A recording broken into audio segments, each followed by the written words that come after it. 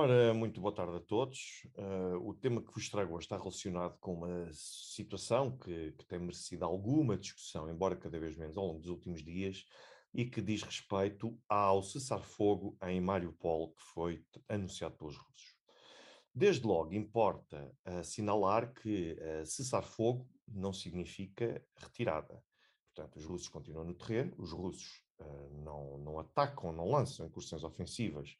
contra a fábrica, contra o complexo de fábrica de Azovstal. No entanto, isso não significa que o cerco não continue montado e também não significa que, havendo hipótese, que os russos não procedam à detecção de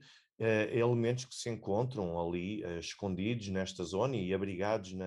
neste complexo de indústrias. Portanto, o que significa que os russos, como eu refiro, desde o primeiro dia desta intervenção militar da Rússia na Ucrânia, os russos têm como ambição capturar um conjunto de elementos, algumas delas já estão devidamente identificadas, porque desempenharam e exerceram funções de Estado ou até mesmo funções oficiais na Ucrânia desde 2014 até os dias de hoje, e outras vão sendo apanhadas no terreno, inclusivamente vi há instantes um vídeo de um conjunto de indivíduos, julgo que eram 17, e que estariam ligados também à Guarda Nacional Azov, e que foram detidos e, tendo sido detidos, eles serão presentes mais tarde ou mais cedo a julgamento, onde responderão por crimes militares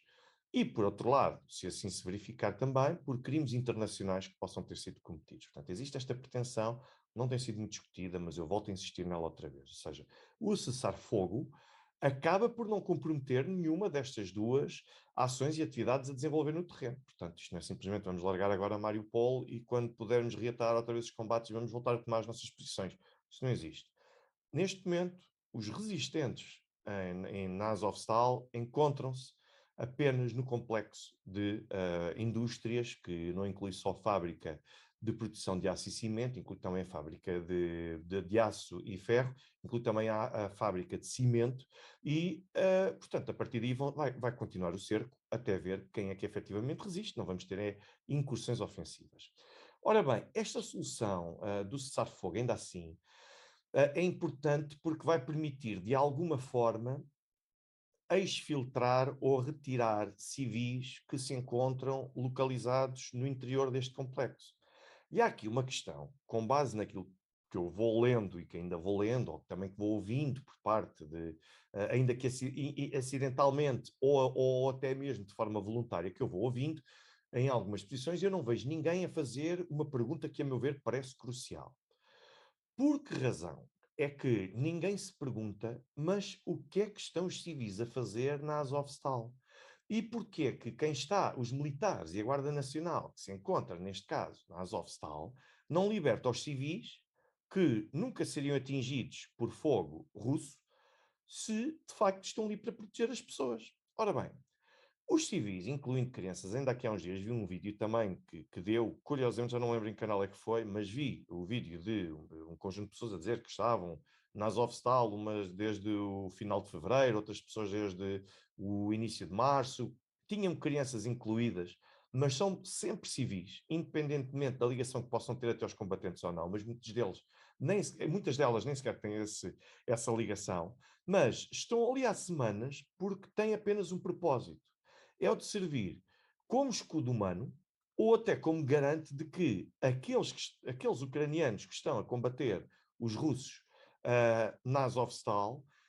não são atacados abertamente pelos russos. Ora, no momento em que não houver um civil que seja, a primeira coisa que os russos vão fazer vai ser avançar com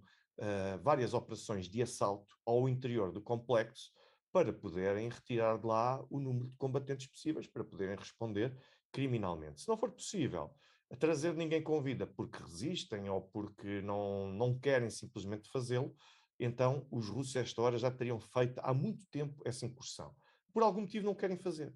E é exatamente pelas razões que eu estou aqui a indicar, porque os civis, que deveriam estar a ser protegidos pelos ucranianos, estão a ser utilizados como escudos humanos e como garante de que ainda há possibilidade de poderem vir a alcançar a liberdade e de poderem ser usados até como moeda de troca no futuro para que aqueles que estão a assumir e a participar nas hostilidades possam efetivamente acabar por sair passando ao lado de toda esta pressão russa e também de poder responder até criminalmente, e onde podem fugir para o lado ocidental da Ucrânia, onde gozarão certamente de alguma impunidade. Ora bem, Ora bem, nós temos então, neste caso concreto, de poder concluir que, enquanto houver civis no local, os russos não vão atacar de forma aberta o complexo da Azovstal. A intenção não é atacar indiscriminadamente os que estiverem presentes, e se morrerem civis e inocentes morreram, desde que também se tenha abatido ou se tenha executado um conjunto de militares ou até mesmo de milicianos. Portanto, o objetivo não é este. Daí que o cerco, muitas pessoas estranham, mas como é que é possível os russos ainda não terem avançado neste complexo, quando ainda por cima estão em superioridade, e para que o cerco? Porque o cerco parece-me, a meu ver, a melhor solução para garantir que há o menor número de baixas civis. Se os russos quisessem, já tinham com certeza dirigido ataques, desde logo aéreos, para conseguir destruir o complexo principal da fábrica, mas depois, para poder complementar, os russos também já poderiam ter depois desencadeado e iniciado operações terrestres para poder entrar no complexo, mas a verdade é que nunca o fizeram, porque a probabilidade de causar mortes civis pelos próprios russos, ou até mesmo pelos ucranianos, como retaliação ou como utilização de escudos humanos, o que quiserem, por todas as hipóteses têm de estar em cima da mesa, mas a probabilidade disto acontecer era relativamente elevada. E quando assim é, mais vale atuar de forma cautelosa e tentar vencer quem está do outro lado pelo cansaço. Agora, um outro aspecto muito importante para o qual eu vos chamo a atenção, eu vou partilhar convosco aqui uma notícia que foi publicada no final da passada semana. Esta notícia foi publicada pelo jornal turco Aydınlık, que cita fontes no terreno que asseguram a presença de mais de 50 militares de altas patentes que estão ligados a forças armadas de países ocidentais, a esmagadora maioria dos quais são ligados à França. E o mesmo jornal acaba por citar fontes que asseguram o desespero de Emmanuel Macron na negociação do corredor humanitário em direção à Ucrânia. Ora, eu já nas minhas intervenções à SIC Notícias, eu tinha dito várias vezes, o desacordo relativamente aos corredores humanitários prende-se com dois aspectos. Desde logo, e em primeiro lugar, a possibilidade de militares e até dos Azov se poderem e quererem infiltrar no meio de civis para conseguirem assegurar que fogem do local sem serem detidos e sem serem travados, e se forem naturalmente em direção ao ocidente da Ucrânia, têm muito mais hipóteses de fuga, enquanto se fugirem para a Rússia ou se forem dirigidos para a Rússia, eles acabam mais tarde ou mais cedo por ser controlados e apanhados. Alguns destes já foram apanhados em corredores humanitários semelhantes que foram fiscalizados pelos russos. Naturalmente, depois há sempre a possibilidade de, quando há controlos mistos, de poder alguns deles acabar por passar mais tarde ou mais cedo pelo crivo de alguma destas forças. Ou seja, tudo aquilo que aumente a probabilidade de sobrevivência para quem está neste complexo a combater os russos é considerado um potencial ganho.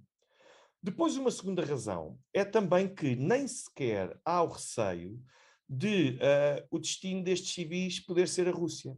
Ou seja, muita gente diz, bom, mas os ucranianos vão para a Rússia e vão ser maltratados. Civis ucranianos, as pessoas não conhecem o que é a Rússia, não conhecem sequer o que é a Ucrânia e nem conhecem a forma como russos e ucranianos se veem como irmãos. E não conhecem ainda um outro aspecto que eu já referi num vídeo anterior. É que entre 2014 e 2021, mais de 1 milhão de ucranianos, como eu referi,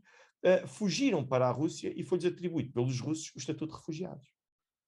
Ora, há uma receptividade positiva relativamente aos cidadãos ucranianos, um tratamento digno, bastante digno dado a cidadãos ucranianos, partindo do princípio que são civis e que não são militares. Agora, se tivermos militares, se tivermos combatentes, milicianos, a tentarem aproveitar os corredores humanitários para também garantirem a sua própria salvaguarda, e isto eu recordo que durante a Segunda Guerra Mundial houve inúmeros dirigentes nazis que foram na altura capturados através destes corredores porque estavam a fazer-se passar por potenciais refugiados,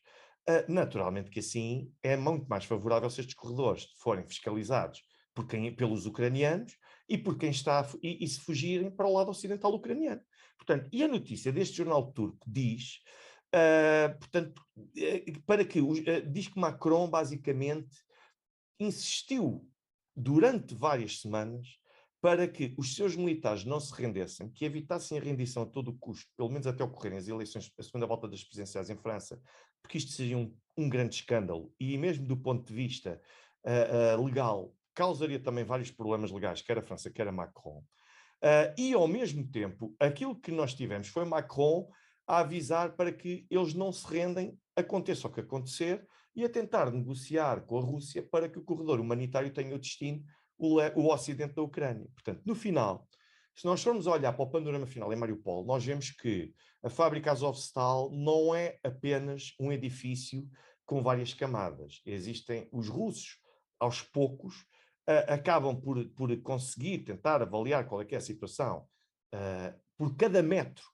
quadrado que tenha cada um destes complexos e até mesmo este terreno do complexo Azovstal, e os russos tentam tomar controle dele de forma o mais segura possível. E a verdade é que, se nós olharmos ainda, este complexo da Azovstal não tem apenas, como eu referi há instantes, um edifício com as tais 6, 7 camadas que os jornais ocidentais têm vindo a mostrar. Na verdade, é um complexo composto por várias indústrias. E um deles é a tal fábrica de cimento que eu referi há pouco, que foi capturada nos últimos dias pelos russos e que cobre cerca de 20 a 25% do total da área do complexo. Portanto, aos poucos, os russos vão pressionando e vão conquistando espaço na fábrica, e quem está a ser alvo deste cerco cada vez vai tendo menos hipóteses de poder sobreviver ou de poder, pelo menos, ter com algum sucesso, conseguir lutar. Mas é importante nós vermos o que é que está aqui em conflito, porque, de facto, há uma insistência ocidental para que os corredores humanitários sejam montados com determinadas características e com determinados destinos que efetivamente lhes são convenientes. Uma boa tarde a todos.